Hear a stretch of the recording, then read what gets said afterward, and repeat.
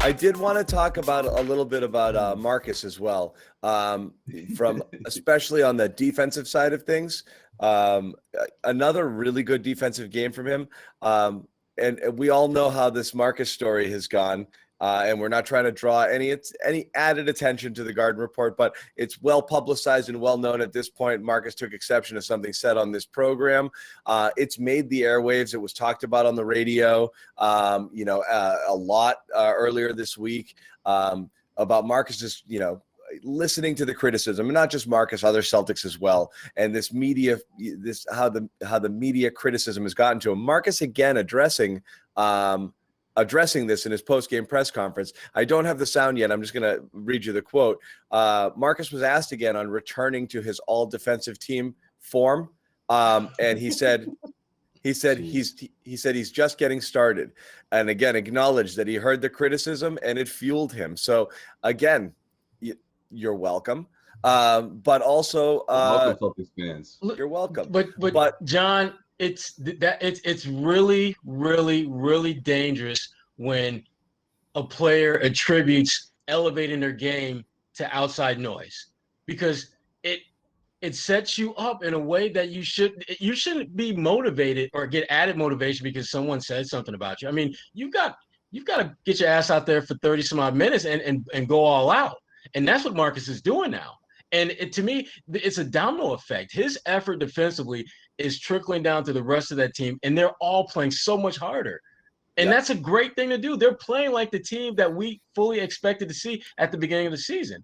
And if you want to attribute that to media talk, that's fine. But I think in all reality, you had to do that. That's on you. So own that shit. I mean, own what you've done to step your game up. Don't stop giving credit where you have to be the one to save. You have to be the savior of your team, not the media chastise you, not the media calling you out. You have to be the one and own that. Yeah, but that's the way I look at this, Rod. Like that's the thing. Like when people are like, "Oh man, like I can't believe Marcus said that," I'm like, "Good. What you think I got? That's nothing. Like you know what I mean? Like that's part of the whole thing here, right?" We talk about the team. If they're not doing well, we say they're not doing well. The players respond. And now they're doing better. And what are we talking about? We're talking about how much better they're playing.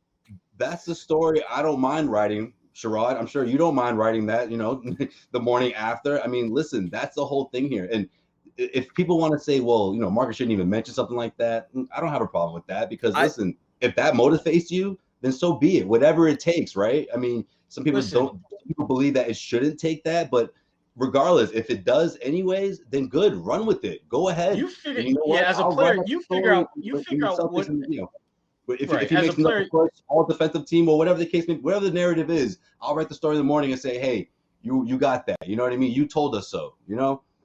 Well, even before he started playing better, I mean, his all defensive status wasn't going to change. He's going to be in first or second team. I think that's pretty much a given, even before this latest run. But my thing is this: if you are a very good team and you've got very good players, you should win a lot of games. And if you're not doing that, you need to play better. And if you have to feel as though it's you against the world and that's going to make you play better, then you do that. But you're not fooling me.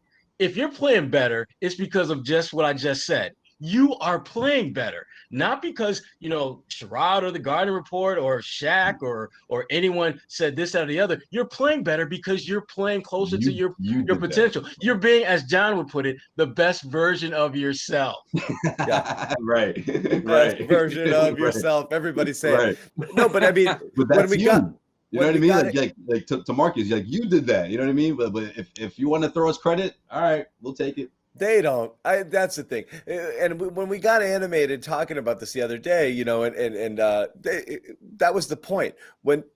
If they're playing better now, that meant they were playing worse before. Therefore, criticism was warranted. You make the case for and against yourself in that regard. If you're the Celtics now and you have upped your level of play, that's actually lending credence to all of the people who had said you were playing well below your ability and your potential, which they were, which is, I think, why everybody's freaking out, not just in the media. I mean, we've done this every single game all season long, including preseason, the bubble and the playoffs last year in this game. And we see what people are in here in the chat saying. We got thousands of people coming in here and just letting it fly. And they're friggin' frustrated, because again, you wouldn't get frustrated if you thought the team had no talent and no shot. You get frustrated because you think that the level that they can play across the board is better. And when you see them play it, you're happy that they did it, but you're like, we were right. They were playing like ass before, and they kind of were. So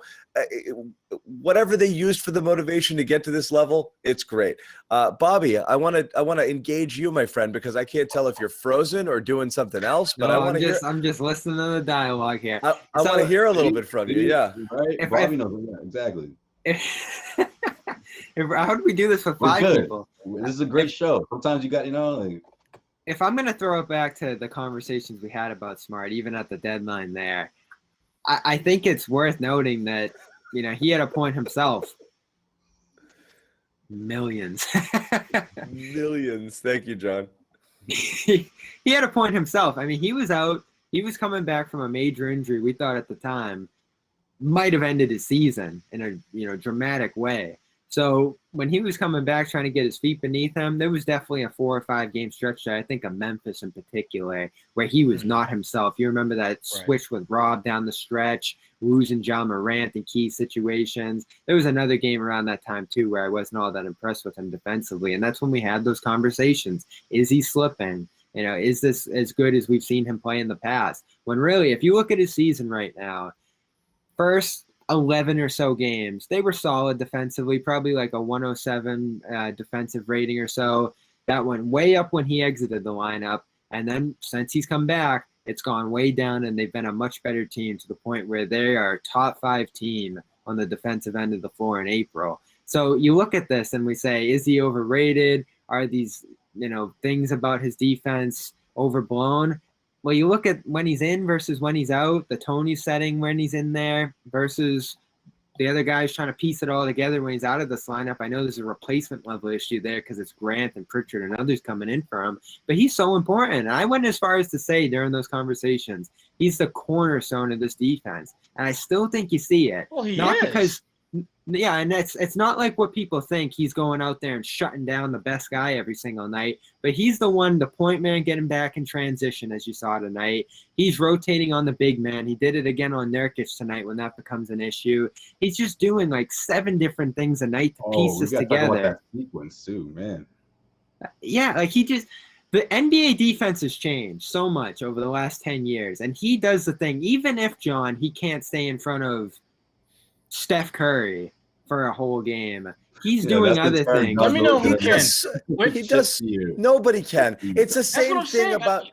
It's the same thing about stopping Embiid. Nobody can. Yeah. Okay, that's all. You're right. Yeah. It's an unfair criticism to say. It really doesn't matter what we say about him. The shiftiest, quickest guys in the league shuts down Steph Curry when he's in his bag. No one. Because we asked at the time, who can do that? Yeah, no one.